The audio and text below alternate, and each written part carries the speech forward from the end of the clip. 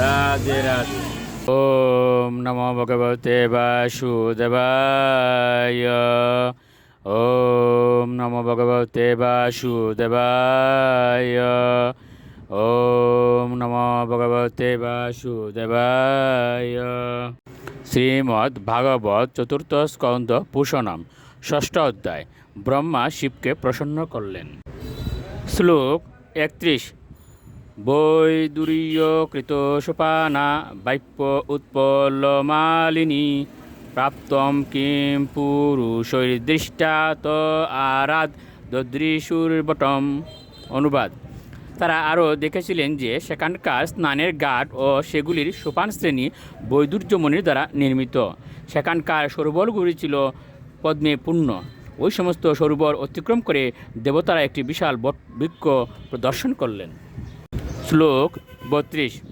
সয়ুজন শত উৎসয়েদ পাদুন বিটপায়ত পরিকৃতাচল ছায় নিরস্তাপবর্জিত।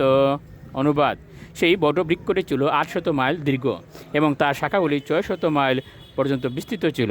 সেই বৃক্ষটি অপূর্ব সুন্দর শীতল ছায়া বিস্তার করেছিল, কিন্তু তবুও সেখানে কোনো পাখির কোলাহল ছিল না। শ্লোক 33। তস্মিন মহাযুগময়ে মুমুক্ষু শরণেশ্বরা দদৃশু শিবমাসীনম ত্যক্তামর্ষমিমান্তকম।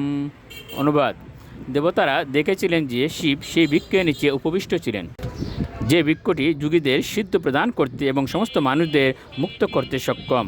অনন্তকালের মতো গম্ভীর শিবকে তখন সমস্ত ক্রোধ থেকে মুক্ত বলে মনে হয়েছিল। শ্লোক 34। সনন্দনাদৈরি মহাসিদ্ধৈ শান্তৈ সম শান্ত বিগ্রহম উপাস্যমানম সকাচে ভর্তা গুজ্জকরক্ষসাম। অনুবাদ: প্রশান্ত বিগ্রহ শিব গুজ্জকদের পালক কুবের এবং 4 কুমারদের মতো মুক্তাত্মাদের দ্বারা পরিবৃত হয়ে সেখানে বসেছিলেন। শ্লোক 35। বিদ্যা তপ যুগপতম আস্থিতম তমদীশ্বরম চরন্তম বিশ্ব সুহৃদম বাৎসল্যাৎ লোকমঙ্গলম।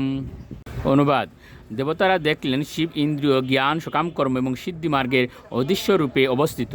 তিনি ছিলেন সমগ্র জগতে সুহৃদ এবং সকলের প্রতি পূর্ণরূপে স্নেহপরায়ণ হওয়ার ফলে তিনি অত্যন্ত কল্যাণকারী। রাধে রাধে।